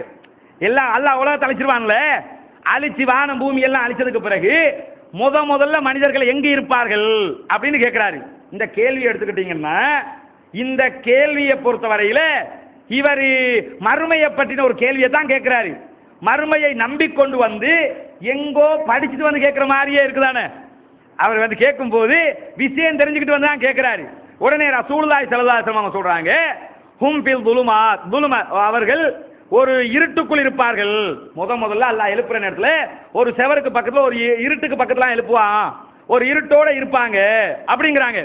சொன்னதோட இந்த அறிவிப்பு நிறைய அறிவிப்புகள் வரும் இந்த விஷயத்துல. உடனே என்ன சொல்றாரு தெரியுமா? சதக்கத்தை கரெக்டா சொன்னீங்க அப்படிங்கிறாரு. ரசூலுல்லாஹ் ஒரு கேள்வியை கேட்டு ரசூலுல்லாஹ் பதில் சொன்னதோட கரெக்டா சொன்னீங்க அப்படிங்கிறாரு. சொன்னதோட ரசூலுல்லாஹ் என்ன செய்றாங்க? பொறுமையா உட்கார்ந்து சரி அடுத்த கேள்வியை கேளு அப்படின்னும் போது அடுத்த கேள்வி என்ன கேட்கிறாரு தெரியுமா? ஃபமன் அவ்வலுன் நாசி இஜாஸா, முதல்ல சொர்க்கத்துக்கு அனுமதிக்கப்படுபவர்கள் யார், முதல்ல சொர்க்கம் போறது யாரு அப்படின்னு கேட்கிறாரு. கேட்கும்போது நபிகள் நாயகம் ஸல்லல்லாஹு அலைஹி வஸல்லம் என்ன செய்றாங்கன்னு கேட்டா, ஃபுகராவுல் முஹாஜிரின், முதல்ல சொர்க்கம் போறது யாருன்னு கேட்டா ஏழை முஹாஜிர்கள், ஹிஜ்ரத் செய்து வந்த ஏழைகள் தான் முதலாக சொர்க்கத்துக்குள் நுழைவார்கள் அப்படிங்கிறாங்க. திருப்பி என்ன சொல்றாரு? சதக்கத்தை கரெக்டா சொன்னீங்க. ரசூலுல்லாஹ்வுக்கு எவ்வளவு பொறுமை இருந்திருந்தா இதை கேட்டுக்கிட்டு இருந்திருப்பாங்க. என்ன யோசிக்கணும்? ஒருத்தர் கேள்வி கேட்க வந்து உனக்கு பிரயோஜனமா இருக்குமான்னு கேட்டு ஆமா பிரயோஜனமா இருக்குமென்ட்டு நாம ஒவ்வொன்றையும் சொல்லக்கல, சரியா சொன்னீங்க அப்படின்னா எப்படி இருக்கு? என்ன பார்த்தா கிண்டலா இருக்கான்னு கேட்போமா இல்லையா? ரசூலுல்லாஹ் பொறுமையா உட்கார்ந்து பதில் சொல்றாங்க. எப்படி பதில் சொல்றாங்க? எல்லாரும் சதக்கத்தைங்கிறாரு. ரசூலுல்லாஹ் கண்டு கொள்ளாம சரி அடுத்ததை கேளுங்கிறாங்க. ஆனா உண்மையிலேயே அப்துல்லா இப்னு சலாம் ரலியல்லாஹு அன்ஹு அவங்களுக்கு இந்த இடத்துல இன்னொரு கொஸ்டின் வந்திருக்கணும். என்ன கேள்வி வந்திருக்கணும் தெரியுமா? முஹாஜிர்கள், ஏழை முஹாஜிர்கள் தான் முதல்ல சொர்க்கம் போவாங்கன்னு ரசூலுல்லாஹ் சொல்றாங்க. இந்த செய்தி கண்டிப்பா பைபிள்ல இருக்காது. ஏன் பைபிள்ல இருக்கா? தேடி இப்ப பைபிள்ல கிடையாது. ஏன் இல்ல? இந்த செய்தியை பொறுத்தவரை இது பைபிள்ல படிச்சுட்டு வரல. ரசூலுல்லாஹ் தான் முதல்ல இவருக்கு சொல்வதற்கு வாய்ப்பு இருக்குது. இந்த கேள்வியை கேட்டு முடிய வர்ற பதில் இருக்குல்ல, ஏழை முஹாஜிர்கள், ரசூலுல்லாஹ்வுடைய சந்ததியில இருக்கக்கூடிய ஏழை முஹாஜிர்கள் சோனம் போறாங்கன்னு சொல்றாங்க. உடனே இவர் என்ன செய்யறாரு? சதக்கத்தை உண்மைதான் சொன்னீங்கன்னு அக்செப்ட் பண்ணி கொள்றாரு, ஒத்துக்கொள்றாரு. ஒத்துக்கொள்றதுல என்ன விளங்குது தெரியுமா? மானசீகமாக நபிகள் நாயகத்திட்ட இவர் விழுந்துட்டாருன்னு அர்த்தம். முதல் கொஸ்டின்ல ஆல் அவுட்னு அர்த்தம். முதல் கேள்வி கேட்டார்ல, முதல் கேள்வி முதல்ல வந்து தள்ளி விட்டதோட ஒரு இதொன்று நடந்துச்சு. அதுலயே ரசூலுல்லாஹ் வந்து என் பேரு முகமது தான், என் வாப்பா அம்மா அதான் வச்சாங்கன்னு எல்லாம் சொல்லும் போது அவர் எல்லாத்தையும் அஹ்லாக் எல்லாத்தையும் பார்க்கறாரு. இதுதான் மற்றவனை கவர்ந்திருக்கு. எது கவர்ந்திருக்கு? அந்த பேசுற நேரம், நடக்கிற நடவடிக்கைகள், மற்றவங்க பார்க்குற நேரத்தில் இவர் சொன்னாக்க ரசூலுல்லாஹ் பார்த்து தான் நிறைய பேர் இஸ்லாத்துக்கு வந்தான்.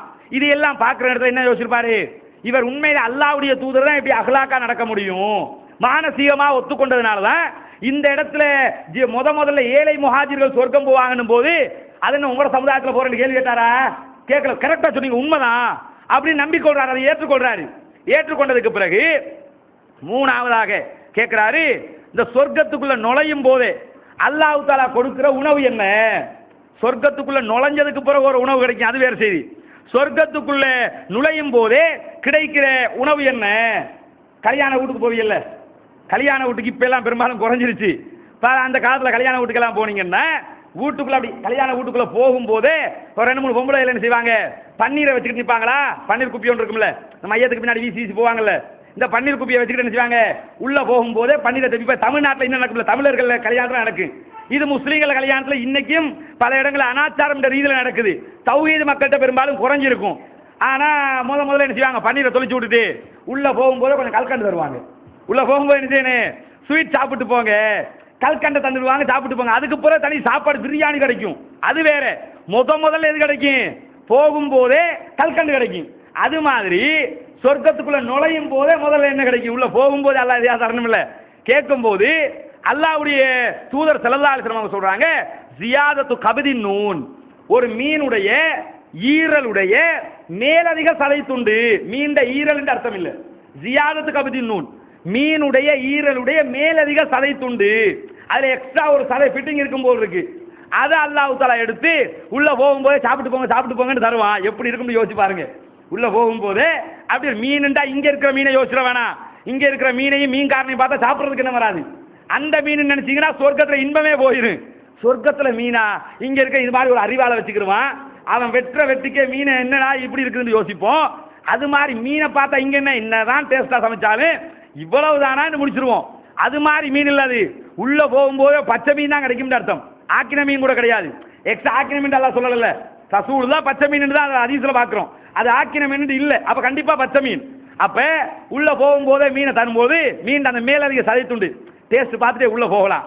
அப்ப திருப்பி கேட்கிறாரு, சரி உள்ள போகும்போதே மீனுடைய ஈரல்ல எக்ஸ்ட்ரா ஃபிட்டிங் தான் கிடைக்கும்ங்கிறீங்க, அப்ப உள்ள போனதோட என்ன கிடைக்கும் அப்படின்னு சொல்லும்போது நபிகள் பெருமானார் ஸல்லல்லாஹு அலைஹி வஸல்லம் அவங்க சொல்றாங்க, உள்ள போனதோட உங்களுக்கு கிடைக்கிற சாப்பாடு என்னன்னு கேட்டா, ஒரு காளை மாடு அறுத்து சாப்பாடு போடப்படும். அந்த காளை மாடு எங்க மேயும் தெரியுமா, சொர்க்கத்தினுடைய ஓரங்களில் மேயக்கூடிய காளை மாடு. சொர்க்கத்துக்குள்ள போகும்போது அப்படி லைவா பாப்பீங்க, மாடு ஒன்று மேய்ஞ்சிக்கிட்டு இருக்கும், அல்லாஹ் பிடிச்சி அறுத்து தருவான் ஃப்ரெஷ். அப்படியே நீங்க போய் காபிஸ்ல வாங்குற மாதிரி ஃப்ரீசர் சாப்பாடு கிடையாது. எப்படி ஃப்ரிட்ஜில் வச்ச சாப்பாடா, அது இல்லை, ஃப்ரெஷ்ஷாக கண்ணுக்கு முன்னாடி பார்ப்பீங்க, அறுத்து அல்லாஹ் தருவான். எடுத்து என்ன செய்யணும், அறுத்து சாப்பிடுவேன். அங்கெல்லாம் பயப்பட தேவையில்லை, ஞான சார் யாருமே அங்கே எல்லாம் கிடையாது, எல்லாம் வேற இடத்துக்கு போயிடுவாங்க, எல்லாம் நாம மட்டும்தான். அங்கே யாருமே என்ன செய்யறாது, இறைச்சி கடை வைக்காத, மாடை இருக்காத அப்படின்னு சும்மா கத்திக்கிட்டு இருக்கலாது. அங்கே நாம மட்டும்தானே, நாம மட்டும் போது கால மாட்டை அர்த்தா என்ன, யானையத்தான் அர்த்தா என்ன, எதை அர்த்தம் நாம மட்டும்தான். அல்லாஹ் கண்ணுக்கு முன்னாடி பிடிச்சி இந்த அர்த்தத்தா அப்படின்றாங்க. நம்ம ஆக்களுக்கு இந்த அதாவது மாட்டு இறைச்சி தான் தின்னலாது, ஆட்டு இறைச்சியெல்லாம் தாராளமாக தின்னலு. ஆனால் உண்மையிலே பௌத்த மதத்தில் ஆட்டு இறைச்சி தான் தின்னக்கூடாது. உண்மையிலே என்ன, பௌத்த மதத்தில் இந்துக்களுக்கு தான் மாடு புனிதமானது, பௌத்தர்களை பொறுத்தவரை ஆடு தான் புனிதமானது. ஆனால் இவன் ஆட்டு அறுத்து கொடுத்தா உட்கார்ந்து அவனும் சேர்ந்து தின்றுவான், மாட்டு அறுத்து கொடுத்தா தான் பிரச்சனை அவனுக்கு. கோழி வெட்டுன்னு வெட்டுறாங்கல்ல, கோழி முட்டை அது இது எல்லாத்தையும் சாப்பிடுவாங்கல்ல, அதெல்லாம் பிரச்சனை இல்லை அவங்களுக்கு, இது மட்டும்தான் அவங்களுக்கு பிரச்சனை. அப்ப இது உண்மையிலே ஒரு பிரச்சனையா, பிரச்சனை இல்லை. அந்த இடத்துல நாம மட்டும்தான், அங்க யாருமே கிடையாது. அல்லாஹ் என்ன செய்வான், டேஞ்சர் போர்ட் போட்டு அந்த பக்கம் அனுப்பி விட்டுருவாங்க, இங்க வந்துடாத உனக்கு இடமே கிடையாது. அப்ப உள்ள போனதோட முதல்ல நல்ல ஒரு காளை மாடு எடுத்து நல்லா என்ன செய்யலாம், அப்படி சாப்பிட்டுட்டு அல்லாஹ் தர்றது உண்மையிலே தரத்தானே வேணும். உள்ள போகும்போது எவ்வளவு பெரிய களைப்பு, எவ்வளவு பெரிய விசாரணை, சும்மாவா போறோம், எவ்வளவு பெரிய விசாரணையை முடிச்சுட்டு போறோம்.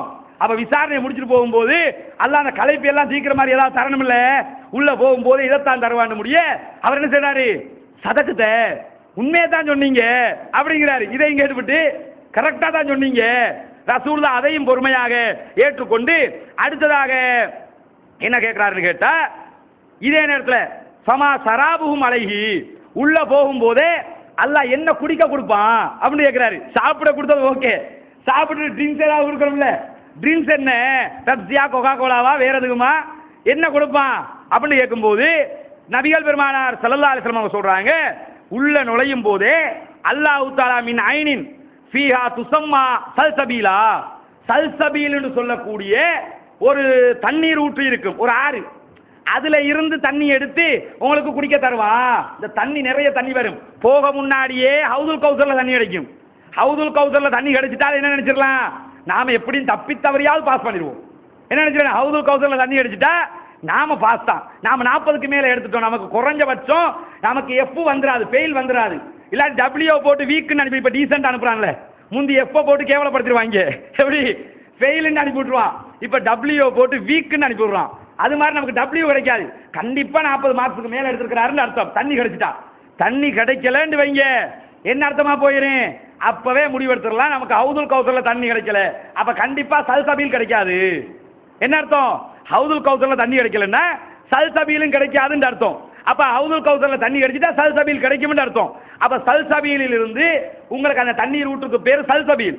சல்சபீலில் இருந்து அல்லாஹ் தஆலா உங்களுக்கு தண்ணீர் தருவான் என்று சொன்னதோட சதக்குத்த சரியாக சொன்னீர்கள் அப்படிங்கிறாரு. ரசூலுல்லாஹ் அதையும் பொறுமையா கேட்டுக்கிறாங்க. கேட்டதுக்கு பிறகு கேட்கிறாரு, முஹம்மதே வஜஅது அஸ்அலுக அன் ஷைஇன், நான் இன்னொரு விஷயத்தை உங்களிடத்தில் கேட்க வந்திருக்கிறேன். நான் கேட்க வந்த மெயின் கேள்வி இது இல்லை, இதெல்லாம் சும்மா அப்பப்ப கேட்ட கேள்விகள். நான் முக்கியமாக ஒரு கேள்வி கேட்க வந்திருக்கிறேன். லா யஅலமுஹு அஹதுன் மின் அஹ்லில் அர்த் இல்லா நபியுன் அவ் ரஜுலுன் அவ் ரஜுலானி. இந்த கேள்விக்குரிய பதிலே உலகத்தில் இந்த பூமியில ஒரு நபியை தவிர ஒருவர் அல்லது இருவருக்கு தான் தெரியும். என்ன சொல்றாரு, நான் கேட்க போற கேள்விக்கு பதில் யாருக்கு தெரியும் தெரியுமா, ஒன்னொரு நபி சொல்லுவார், இல்லாட்டி ஒருத்தர் 2 பேர் தெரிஞ்சு வச்சிருப்பாங்க. கண்டிப்பா அந்த ஒருத்தர் 2 பேர்ல ரசூலுல்லாஹ் இல்ல. ஏன் ஒருத்தர் 2 பேர்ல ரசூலுல்லாஹ் இல்ல, எழுத படிக்க தெரியாதுல்ல. எழுத படிக்க தெரியாதனால கண்டிப்பா பைபிளை புரட்டி படிச்சு எங்கேயாவது படிச்சுட்டு வந்து ரசூலுல்லாஹ் சொல்ல போறது இல்ல. அதனால அவர் சொல்றாரு, இது ஒரு நபிக்கு பதில் சொல்ல முடியும், இல்லாவிட்டால் உலகத்தில் ஒருத்தர் 2 பேருக்கு தெரியும். அந்த ஒருத்தர் 2 பேர்ல இவரும் ஒருத்தர், அது வேற செய்தி. யாரு கேட்கிற கேள்வி கேட்கிற ஒருத்தர் தானே, ஏன்னா பதில தெரிஞ்சுக்கிட்டு தானே கேட்கிறாரு. கேட்கும் போது தான் ரசூலுல்லாஹ் சொல்றாரு, ஒருத்தர் 2 பேருக்கு தெரியும், இல்லைன்னா ஒரு நபிக்கு தெரியும். ஏன் கேட்கிறா தெரியுமா, இந்த கேள்விக்கு இதுதான் மெயின் கேள்வி. இதுக்கு ரசூலுல்லாஹ் ஆன்சர் பண்ணிட்டாங்க. அவர் அல்லாஹ்வுடைய தூதர்னு இவர் நம்பிடுவார். இந்த கேள்விக்கு நபி மட்டும் தான் பதில் சொல்ல முடியும். நபி பதில் சொல்லிட்டா என்ன அர்த்தம் கேட்டா, உடனடியாக இவர் இஸ்லாத்துக்கு வருவார் என்று அர்த்தம். உண்மையும் அதுதான். அப்ப ரசூலுல்லாஹி ஸல்லல்லாஹு அலைஹி வஸல்லம் இவ்வளவு நேரமா பதில் சொல்லிட்டு வந்தாங்க. இந்த கேள்வியை கேட்க போகல சொல்றாங்க, நீங்க கேள்வியை கேளுங்க, ஜிப்ரீல் இப்பதான் என்கிட்ட வந்து சொல்லிட்டு போனாரு. என்ன சொல்றாங்க, நீ கேட்க போற கேள்வி நானா எதுவும் சொல்ல மாட்டேன்பா, ஜிப்ரீல் இப்பதான் என்கிட்ட வந்து சொல்லிட்டு போனாங்க. ஜிப்ரீல் சொல்லிட்டு போனாரா, யூதர்கள்ல ஜிப்ரீல் தானே யூதர்களுக்கு பெரிய எதிரி அப்படிங்கிறாரு. யூதர்களுக்கு கண்ணால காட்டேறாத ஒரு ஆள் யாரு, ஜிப்ரீல் அலைஹிஸ்ஸலாம். அதை இவர் சொல்லுவாரு, யூதர்களுக்கு ஜிப்ரீல கண்டாலே பிடிக்காத, அப்படிப்பட்ட ஆள் அவங்கள்ட்ட வந்து போனாரு. அவர் தான் சொல்லிட்டு போயிருக்காரு. நீங்க கேள்வியை கேளுங்க, நான் சரியா சொல்லுவேன். உண்மை ஜிப்ரீல் சொன்னா தப்பா போகுமா, அல்லாஹ்ட்ட இருந்து வகி வந்துட்டுன்னு அர்த்தம். ரசூலுல்லாஹ் முட்கூட்டியே சொல்றாங்க, நீங்க என்ன கேள்வி கேட்க போறீங்களோ அதுக்கு எங்கிட்ட ஆன்சர் இருக்குது. உண்மையிலேயே அல்லாஹ் சொல்லி கொடுக்காம நபி இதுக்கு ஆன்சர் பண்ணவும் இல்லாது. அப்படியான ஒரு கேள்வி. ஏன்னு கேட்டா, இந்த காலத்துல கேட்க வேண்டிய கேள்வி அந்த காலத்துல அந்த ஆள் கேட்கிறாரு. என்ன கேட்கிறாரு தெரியுமா, ஒரு குழந்தை பிறக்கும் போது தாயினுடைய சாயலுக்கு அல்லது தந்தையினுடைய சாயலுக்கு பிறந்தால் அதற்கு காரணம் என்ன? புள்ள பிறக்கும் இல்ல, உம்மா மாதிரி பாப்பா மாதிரி புள்ள பிறக்கும் இல்ல, இதுக்கு காரணம் என்னன்னு கேட்கிறாரு. இந்த காலத்துல இந்த கேள்வியை கேட்டா ஆன்சர் இருக்குது. சயின்டிபிக்கா ஆய்வு பண்ணி கண்டுபிடிச்சு வச்சிருக்கான். ரசூலுல்லாஹ்வுடைய காலத்துல ரசூலுல்லாஹ் விஞ்ஞானியா, அல்லாஹ்ட்ட இருந்து வகி வந்தா மட்டும் தான். அதனால தான் ரசூலுல்லாஹ் சொன்னாங்க, ஜிப்ரீல் வந்து சொல்லிட்டு போயிருக்கிறாரு. அதனால நான் சொல்லிடுவேன், சாயல பிறக்கிறான்டா என்ன, நம்ம பாப்போம் இல்ல. சில பிள்ளைகளை பாத்தீங்கன்னா அச்சியாசலா வாப்பா போட்டோ காப்பி எடுத்த மாதிரி இருப்பான். பாத்துருக்கீல்ல, வாப்பா ஒரு ஜெராக்ஸ் எடுத்தா எப்படி இருக்குமோ அதே மாதிரி புள்ள இருப்பான். உம்மா மாறிய புள்ள இருப்பான். சில நேரங்களில் மாறியும் வந்துடும். எப்படி மாறி வந்துடும், முகத்தை பார்த்தா வாப்பா மாதிரி இருப்பான், நடைய பார்த்தா உம்மா மாதிரி இருப்பான். உம்மா மாதிரி அழுவான், வாப்பா மாதிரி சிரிப்பான். இப்படி ஆக்கள் இருப்பாங்க. இது கொஞ்சம் சின்ன குழப்பம் கொண்டு வந்திருக்குன்னு அர்த்தம். அது பின்னாடி விளங்கப்படுத்துக்கலாம் உங்களுக்கு விளங்கிரு. இந்த மாறி மாறி வந்தா அச்சி அசலா வாப்பா மாறிய வர்றதும் இருக்குது, அச்சி அசலா உம்மா மாறி வர்றதும் இருக்குது, பாதி உம்மா பாதி வாப்பா வர்றதும் இருக்குது. நட்ட ஊட்ட பாவனை எல்லாம் வாப்பா மாதிரி இருக்கு, சிரிப்பு அழுகை இதெல்லாம் வந்து உம்மா மாதிரி இருக்கு, செயல்பாடுகள் எல்லாம் உம்மா மாதிரி இருக்கு. இது மாறி மாறி மாறியும் வரும். இதுக்கு ரசூலுல்லாஹ் சொல்ற விளக்கம் தெரியுமா, நபிகள் பெருமானார் ஸல்லல்லாஹு அலைஹி வஸல்லம் சொல்றாங்க, இதற்கு காரணம் என்னவென்றால் உடலுறவின் போது ஆணுடைய விந்தணு முந்திக் கொண்டால் கண்டிப்பாக குழந்தை ஆணை போன்றுதான் பிறக்கப் போகிறது, அல்லது அவனுடைய குடும்பத்தாரை போன்று பிறக்கப் போகிறது. உடலுறவு நேரத்தில், குடும்ப வாழ்க்கையில் ஈடுபடுற நேரத்தில் விந்தணு, ஆணுடைய விந்தணு முந்திக் கொண்டு கருவறை அடைந்து விட்டால் கண்டிப்பாக குழந்தை வாப்பா மாதிரி வாப்பட சாயல் அந்த குரூப்ல தான் பிறக்க போகுது. இதே நேரத்தில் பெண்ணுடைய விந்தணு முந்திக் கொண்டால், பெண்ணுடைய உயிரணு முந்திக் கொண்டால் என்ன ஆகும் தெரியுமா? புள்ள உம்மா மாதிரி பிறக்கும் அப்படிங்கிறாங்க ரசூலுல்லாஹ். இதுதான் தியரி. உண்மையான தியரி என்ன? இவ்வளவுதான் தியரி. இதை நீங்க சயின்ஸ் படிக்கிற பிள்ளைகளுக்கு தெரியும். ஸ்கூல் பாடப்புத்தகத்தில் பரம்பரை அழகு கூர்ப்புகள் ஒரு பாடம் இருக்கும். பரம்பரை அழகு அப்படின்னு ஒரு பாடம் வச்சிருப்பான். இந்த பாடத்தில் என்ன சொல்லி தருவான்? ரசூலுல்லாஹ் இந்த சொன்ன தியரியை விளக்கமா சொல்லி தருவான். ரசூலுல்லாஹ் தியரியா சொல்லிட்டு போயிட்டாங்க. இவன் என்ன செய்வான்? பிரிச்சு பிரிச்சு சொல்லுவான். குரோமோசோம்கள் நிறமுகூர்த்தங்கள் ஒரு பாடம் இருக்குது. குரோமோசோம்கள் சொல்லுவாங்க. நிறமுகூர்த்தங்கள் என்ன அர்த்தம் தெரியுமா? ஆம்பளட்டோ ஒரு 24 நிறமுகூர்த்தம், பொம்பளட்டோ ஒரு 24 நினைக்கிறேன். 24 பொம்பளட்டோ, ஆம்பளட்டோ ஒரு 24 இருக்குது. 24 என்ன? எப்படி சிரிப்பான், எப்படி நடப்பான், எப்படி பேசுவான், அந்த ஃபங்க்ஷன் பண்ணினது ஃபங்க்ஷன் இருக்குல்ல, வாப்பாவுடைய ஃபங்க்ஷன் 24 இருக்கும், உம்மாவோட ஃபங்க்ஷன் 24 இருக்கு. வாப்பாவுடைய விந்தணு முந்திக் கொண்டால் இந்த ஃபங்க்ஷன் 24 அங்க போயிடுச்சுன்னு வைங்க, புள்ள வாப்பா மாதிரி பிறப்பான். அல்லது அந்த 24 முந்தி கொண்டுச்சுன்னு சொன்ன புள்ள உம்மா மாதிரி பிறப்பான். இல்லாம சில நேரங்கள்ல இப்படி போற வாக்குல இதுல இருந்த ஒரு 10 அதுல இருந்த ஒரு 14 வந்துட்டு வைங்க, என்ன ஆகும்? 24 தானே மொத்தம். இதுங்க உம்மாட்ட இருந்த ஒரு 10 வந்துருச்சு, வாப்பாட்ட இருந்த ஒரு 14 வந்துருச்சு. அப்ப எப்படி இருக்கு? புள்ள வந்து டபுள் அச்சாறு மாதிரி இருப்பான். புள்ள எப்படி இருப்பான்? அப்படி கலந்துருப்பான். ஏற்கனவே சொன்ன மாதிரி சிரிக்கல வாப்பா மாதிரி சிரிப்பான், அலக்குல உம்மா மாதிரி அழுவான், பேசக்கல வாப்பா மாதிரி பேசுவான், நடக்கல உம்மா மாதிரி நடப்பான். இதை கரெக்டா நீங்க பாத்தீங்கன்னா வீட்டுல கல்யாணம் கட்டிட்டீங்கன்னா உம்மா மாதிரி கண்டுபிடிச்சுவாங்க. புள்ள பிறந்தா உம்மா மாதிரி புள்ள பிறந்துட்டு வைங்க, வச்சுக்கோங்க. அம்மா குறிப்பாக பொண்ணோட அம்மா இல்ல மாப்பிளோட அம்மா வர்றான்னு வைங்க, குழந்தை பிறந்து இருக்குது, பார்த்து முடி என்ன யோசிப்பா தெரியுமா? எல்லாம் சரி, இவன் உருவத்துல கால் நகத்தை பார்த்தா என் புள்ளோட கால் நகம் மாதிரி தான் இருக்குது, ஆனா முழிக்கிற மொழியை பார்த்தா அந்த குடும்பம் மாதிரி இருக்குது சொல்லுவாங்களா இல்லையா? என்ன காரணம்? கரெக்டா கண்டுபிடிப்பாங்க. கலந்து வந்துட்டு ஒழுங்கா வந்துட்டா அச்சியாசல என் புள்ள மாதிரியே இருக்கிறானே, அச்சியாசல அந்த குடும்பம் மாதிரி இருக்கிறானே முடிச்சுட்டு போயிடுவாங்க. கலந்து வந்தா தான் குழப்பம். கலந்து வந்தா தான் இந்த கதையெல்லாம் வரும். எந்த கதை? எல்லாம் ஓகே, இவன் கையை பார்த்தா என்ன மகண்ட கை மாதிரி இருக்குது, முகத்தை பார்த்தா என்ன மகண்ட முகம் மாதிரி இருக்குது, மூக்கு என்ன மகண்ட மூக்கு மாதிரியே இருக்குது, ஆனா முழிச்சல் மட்டும் சரியில்லையே, அது அந்த குடும்பத்துல மொழி மாதிரி இருக்கு. ஏன்னா கண்ணை மட்டும் தான் மெயினா பாக்குறது, முழிக்கிறது என்ன மொழி முழிக்கிறாங்க. சரியா?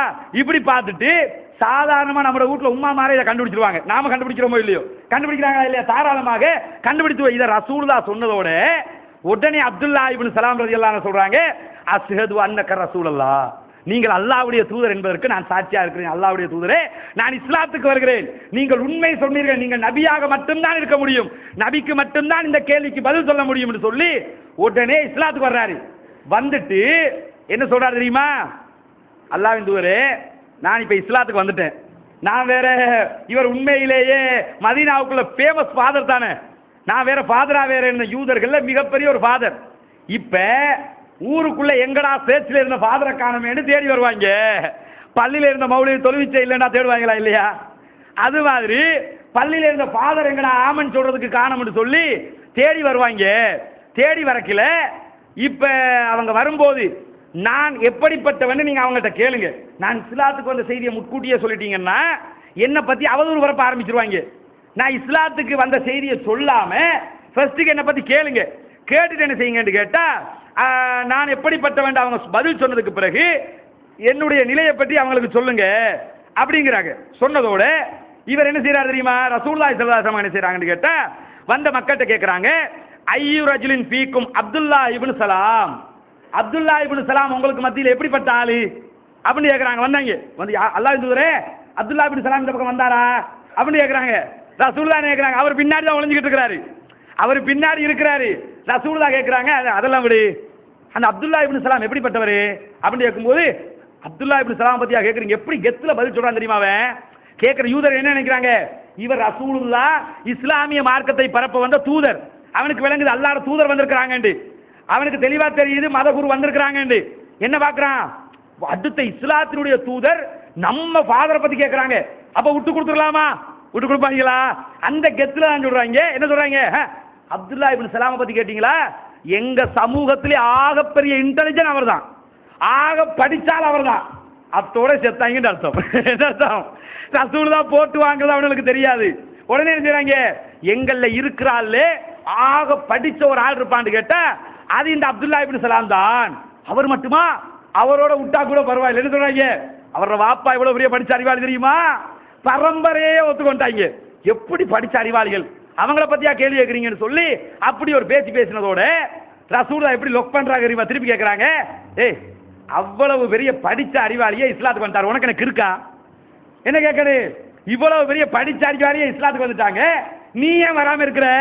ரசூலா பாயிண்ட் எப்படி போடுறாங்க, இவ்வளவு நீங்கள் சொன்ன இந்த அறிவாளி இஸ்லாத்துக்குள் வந்து விட்டார், உங்கள் நிலை என்ன? உடனே அவங்க அத்தனை பேர் என்ன செய்யறாங்கன்னு கேட்டா ஆதகுல்லாஹுவின் தாலிக், அல்லாஹ் தஆலா அவரை பாதுகாக்கட்டும். எப்படி அவனு அல்லாஹ் நம்பிக்கிட்டு தான் சொல்றான். எப்படி சொல்றான், அல்லாஹ் பாதுகாக்க, அவரெல்லாம் இஸ்லாத்துக்கு வர மாட்டாரு. திருப்பியும் ரசூலுல்லாஹ் சொல்றாங்க, இல்லையா அவர் இஸ்லாத்துக்கு வந்துட்டாரு, திரும்ப அல்லாஹ் அவரை பாதுகாக்கட்டும், அவர் இஸ்லாத்துக்கு வர மாட்டாரு. மூணாவது வாட்டின்னு சொல்றாங்க, நம்பு அவர் இஸ்லாத்துக்கு வந்துட்டாரு அப்படின்றதோட இல்ல அல்லாஹ் பாதுகாப்பான், அவரெல்லாம் இஸ்லாத்துக்கு வர மாட்டாரு. அடிச்சு பேசுறாங்க பாருங்க, எவ்வளவு நம்பிக்கை இருந்தது அவர் மேல, எவ்வளவு நம்பிக்கை வச்சிருப்பாங்க. அவ்வளவு பெரிய இவ்வளவு பெரிய ஆள் அதே கவுந்துருச்சு. கப்பலே கவுந்ததுக்கு பிறகு போட்டுக்கு என்ன வேலை, கப்பலே கவுந்து போச்சுல. உடனே அப்துல்லா இப்னு சலாம் ரலியல்லாஹு அன்ஹு என்ன செய்றாங்கன்னு கேட்டா வெளியில வந்து அஷ்ஹது அல்லா இலாஹ இல்லல்லாஹ், நான் முஹம்மதை தூதர் என்றும் அல்லாஹ்வை கடவுள் என்றும் ஒப்புக்கொண்டு விட்டேன், அவரே வந்து சாட்சி சொல்றாங்க. சொன்னதோட ஆரம்பிச்சாங்க அவங்க பைலாவை. என்ன பைலா? திருப்பி ரசூலுல்லாஹ் கேட்கறாங்க, சொல்றாங்க நாங்க கொஞ்சம் தவறி சொல்லிட்டோம், இந்த ஆளை பத்தி தானே கேட்டீங்க, இந்த சமூகத்திலே ஆக கேடு கெட்டான் இவன் தான். ரசூலுல்லாஹ் முன்னாடியே சொன்னாரா இல்லையா? முன்னாடியே சொன்னாரு, நீங்க என்ன பத்தி ஆரம்பத்தில் கேட்டுக்கிறீங்க, கேட்காம சொல்ல போனீங்க யூதர்களை பொறுத்தவரை உடனே மாத்துவான். அதே மாதிரி இவர் வெளியே வந்து சொன்னதோட முகமதே இவரை பத்தியா கேட்டீங்க, எங்க சமூகத்தில் ஆக கேடு கட்ட மனுஷன் இவன் தான், எங்க சமூகத்தில் ஒன்னானவர் முட்டா, எதையெல்லாம் சொல்லணுமோ எல்லாத்தையும் சொன்னாங்க, எல்லா அவதூறுகளையும் பரப்பிக் கொண்டு திரிந்தார்கள். அந்த அளவுக்கு இந்த அப்துல்லா இப்னு சலாம் இஸ்லாத்துக்கு வந்தது யூதர்களுக்கு ஒரு மரண அடி ஆயிடுச்சு. அவ்வளவு பெரிய ஃபாதர், அவ்வளவு பெரிய ஃபாதர் அப்படியே இஸ்லாத்தின் பக்கம் சாய்ந்தா எப்படி இருக்கும்? இதே நிலை இன்னைக்கு பார்க்கிறோமா இல்லையா? இன்னைக்கு பாப்பரசர் அருளப்பர் சின்னப்பர் 18ஆம் பெனடிக்ட் ஏன் பதவி விலகினாரு? பதவி விலகியதின் மர்மம் என்ன? 600 வருடங்களாக யாருமே கிறிஸ்தவ மத குருக்கள் வத்திக்கான்ல இருந்தவங்க யாருமே பதவி விலகல. ஆனா பாப்பரசர் 18ஆம் பெனடிக்ட் அருளப்பர் சின்னப்பர் மட்டும் பதவி விலகினாரு. பதவி விலகினதின் மர்மம் என்ன? விலகினாரா விலக்கப்பட்டாரா என்று தேடி பார்த்தா அவர் விலகல, விலக்கப்பட்டார். காரணம் என்ன? அவர் கடைசியாக நிகழ்த்திய சண்டே உரை, ஞாயிற்றுக்கிழமை உரையில தெளிவாக மக்களுக்கு என்ன சொன்னாரு? மக்களே, ஒரு இறைவனின் பக்கம் திரண்டு விடுங்கள். விலகிறாண்டே சொல்றாரு, ஒரு இறைவனின் பக்கம் திரண்டு விடுங்கள், நான் அந்த ஒரு இறைவனை தேடி சென்று கொண்டிருக்கிறேன். காரணம் என்ன தெரியுமா? இவருடைய இந்த பாப்பரசர் 8ஆம் பெனடிக்ட் திரும்புறதுக்கான காரணம் நபிகள் பெருமானார் ஸல்லல்லாஹு அலைஹி வஸல்லம் அவர்கள், அதாவது மூசா அலைஹிஸ்ஸலாத்துக்கு இறக்கப்பட்ட உண்மையான பைபிள் கண்டுபிடிக்கப்பட்டது. கண்டுபிடிக்கப்பட்ட பைபிள் இந்த வத்திக்கானுடைய கட்டுப்பாட்டில் தான் இருந்தது. அவர் நினைச்சிருக்கிறாரு அதையெல்லாம் கண்டிப்பாக எடுத்து பார்த்திருப்பார். பொதுவாக ஒரு ஃபாதர் பதவி, அதுவும் அந்த பெரிய இடத்துல இருக்கிறவன் விட்டு கொடுப்பானா? முதல்ல உலகத்திலேயே ஒபாமாவை விட அதிகாரம் நிறைந்த ஒரு இடம் எது? அந்த இடம் தான். அந்த இடத்துல இருக்கிறவன் நான் இந்த இடத்தை விட்டு போறேன் என்று சொல்லி விட்டு கொடுத்து விட்டு வந்தார். அவருடைய உதவியாளர் சொல்லுகிறார், அவர் வெளியே வந்ததும் மேற்கு திசையை நோக்கி ஏதோ ஒரு வணக்கத்தில் ஈடுபட்டதாய் நான் பார்த்தேன். மேற்கு திசையில் உலகத்தில் தொழுகிற ஒரே குரூப் முஸ்லீம்கள் மட்டும்தான். மேற்கு திசையை நோக்கி வணக்கம் செய்கிறாக்க நாம மட்டும்தான். மேற்கு திசையை நோக்கி ஏதோ ஒன்று செய்ததை நான் பார்த்தேன் என்று சொன்ன பேட்டிகளை எல்லாம் பார்க்கிறேன். காரணம் என்ன? அவர் கண்டிப்பாக இஸ்லாத்தினால் ஈர்க்கப்பட்ட நஜ்ஜாசியினுடைய நிலைக்காவது வந்திருக்க வேண்டும் இன்ஷா அல்லாஹ். அதனால் தான் அவருடைய மாற்றம் இந்த அளவுக்கு நிகழ்ந்திருக்கிறது. அதனால் தான் பதவி விலக்கப்படுகிற அளவுக்கு அவர் தள்ளப்பட்டிருக்கிறார். இதே மாதிரி ஒவ்வொரு நாளும் பல அப்துல்லா இப்னு சலாம்கள் இந்த உலகத்திலே இஸ்லாத்தை நோக்கி வந்து கொண்டிருக்கிறார். இறுதியாக ஒரே ஒரு சம்பவத்தை சொல்லி முடித்துக் கொள்கிறேன். இந்த அப்துல்லா இப்னு சலாம் ரலியல்லாஹு அன்ஹு அவங்க என்ன செய்வாங்க தெரியுமா? ரசூலுல்லாஹ்க்கு பக்கத்தில் நின்றுகிட்டு இருப்பாரு. ஒரு நாள் யூதர்கள்ல 2 பேர் விபச்சாரம் பண்றாங்க. ஒரு ஆம்பளை பொம்பளை விபச்சாரம் பண்றாங்க. விபச்சாரம் பண்ணிட்டு கேஸ் ரசூலுல்லாஹ் ஜனாதிபதி ரசூலுல்லாஹ் வந்து அல்லாஹ்வின் தூதரை இவங்க 2 பேரும் விபச்சாரம் பண்ணிட்டாங்க அப்படின்னு சொல்லும்போது அல்லாஹ் தூதர் என்ன கேட்கறாங்க தெரியுமா? விபச்சாரம் பண்ணிட்டாங்களா? உங்க வேதத்துல விபச்சாரத்துக்கு என்ன தண்டனை இருக்குது அப்படின்னு கேட்கும்போது கசையடி அடிக்கணும் அப்படிங்கிறாங்க. பக்கத்தில் அப்துல்லா இப்னு சலாம் இருக்கிறாரு. கசையடி அடிக்கணும் அப்படியா, உங்க வேத புத்தகத்தை கொண்டு வாங்க பார்ப்போம் அப்படின்றதோட வேத புத்தகத்தை எடுத்து ஒருத்தர் வர்றாரு. வந்து ரசூலுல்லாஹ் சொல்றாங்க, வேதத்தில் இருக்கிறத படிங்கப்பா அப்படிங்கிறாங்க. அந்த ஆள் என்ன செய்யறான் தெரியுமா, வேதத்தில் இப்படி கையை வச்சுக்கிட்டு படிக்கிறான். கையை வச்சுட்டு என்ன அர்த்தம், வேதத்தில் கல்லடிச்சு கொல்லணும் சட்டம் வருகிற இடத்தை மறைச்சிக்கிட்டு படிக்கிறான். படிக்கும்போது அப்துல்லா இப்னு சலாம் ரலியல்லாஹு தூக்கி வாரி போட்டுட்டு, என்னடா இது இவன் மறைச்சிக்கிட்டு, அவர் மறைச்சிக்கிட்டு படிக்கிறது, அவர் எந்த பக்கத்தை புத்தகத்தை பாட்டு படிக்கிறானோ அந்த புத்தகம் அப்படியே இவர் மனசுல இருக்குது. இவர் ஃபாதர்ல முழுக்க மனப்பாடம் பண்ணி வச்சிருந்தார். என்ன சொன்னாரு, உடனே பார்த்து ஏய் கையை மூடி வச்சிருக்கிறத திறந்து போட்டு படி. அந்த இடத்துல இவர் கேட்ட சட்டம் இருக்குது. ரசூலுல்லாஹ் என்ன சட்டத்தை கேட்கிறாங்களோ அது நீ மறைத்து வைத்திருக்க கூடிய இடத்தில் இருக்கிறது, கையை திறந்துட்டு படி அப்படிமாங்க. திறந்துட்டு படிப்பான், கரெக்டா இருக்கும், கல்லடிச்சு தான் கொல்லணும் சொன்னதோட பக்கத்தில் இருந்த ஒரு ஆள் நபிகள் நாயகத்தை பற்றி சொல்லுகிறார், சதகையா முகம்மதே உங்க கூட இருந்த ஒரு உண்மை சொல்லிட்டாரே, கரெக்டா இருக்கு, அவர் சொன்ன மாதிரியே மறைச்சி வச்சிருந்த இடத்துல இந்த சட்டம் இருக்குதே, இதைத்தான் செய்வாங்க. யூதர்களை வழக்கம் என்ன, எப்போ ஒப்பந்தம் போட்டாலும் முடிச்சு போட்டு அடிக்கிறானா இல்லையா, இந்த வேலை இன்னைக்கு செய்ய அன்னையில இருந்து வேண்ட பழக்கம் இது. அதை அன்னைக்கே ரசூலுல்லாஹ்வுடைய காலத்தை காட்டுவான். அப்துல்லா இப்னு சலாம் ரலியல்லாஹு உடனே என்ன சொல்லுவாரு, கல்லப்பையில தொலைச்சு போடுவேன் காட்டுறா எடுத்து அப்படின்றவாரு. உடனே எடுத்துட்டு வாச்சு காட்டினா அந்த இடத்துல இந்த வசனம் இருக்கும். அந்த அளவுக்கு இஸ்லாத்துக்கு முன்பதாக பைபிளை கரைத்து குடித்த ஒரு ஃபாதராக அவர் இருந்தார். இப்ப இருக்கிற மாதிரி ஃபாதர் கிடையாது. இப்ப இருக்கிற ஃபாதர் என்ன, ஃபாதர் வேலையா செஞ்சுக்கிட்டு இருக்காங்க, வேற வேலை பார்த்துக்கிட்டு இருக்காங்க. அவங்க பார்க்குறமா இல்லையா, ஒவ்வொரு நாளும் பேப்பர் எடுத்தா ஃபாதர் கையை பிடிச்சி இழுத்தார், காலை பிடிச்சி கிள்ளினார், இதே கதையா இருக்குது. இந்த வேலையை தான் இவங்க பார்க்குறாங்க. ஆனா அவர் பார்த்த வேலை என்ன, முழுக்க முழுக்க மார்க்கத்தை படித்த ஒரு திறந்த சிறப்பான ஒரு யூத அறிஞராக இருந்தார். அதனால தான் இஸ்லாத்துக்குள்ள வந்தார். இஸ்லாத்துக்குள் வந்ததன் பின்னால் திருமறை குர்ஆனை படித்த சிறப்பான ஒரு நபித்தோழராக இந்த நபித்தோழர் அப்துல்லா இப்னு சலாம் ரலியல்லாஹு அன்ஹு இருந்திருக்கிறார்கள். இவருடைய வரலாற்றிலே இது போன்ற இன்னும் சில சுவாரஸ்யமான தகவல் அடங்கிய ஒரு முக்கியமான நபித்தோழராக இருக்கிறார். இவர் நபிகள் நாயகம் ஸல்லல்லாஹு அலைஹி வஸல்லம் அவர்களோடு வாதம் புரிந்து விவாதத்தில் தோல்வியுற்று இஸ்லாத்தை ஏற்றுக்கொண்ட ஒரு மிகப்பெரிய ஃபாதர் என்பதை தெளிவாக அறிந்து இம்மையிலும் மறுமையிலும் வெற்றி பெறுவோமாக. வா ஆகிரு தவானா அல்ஹம்துலில்லாஹி ரப்பில் ஆலமீன். அஸ்ஸலாமு அலைக்கும் வரஹ்மத்துல்லாஹி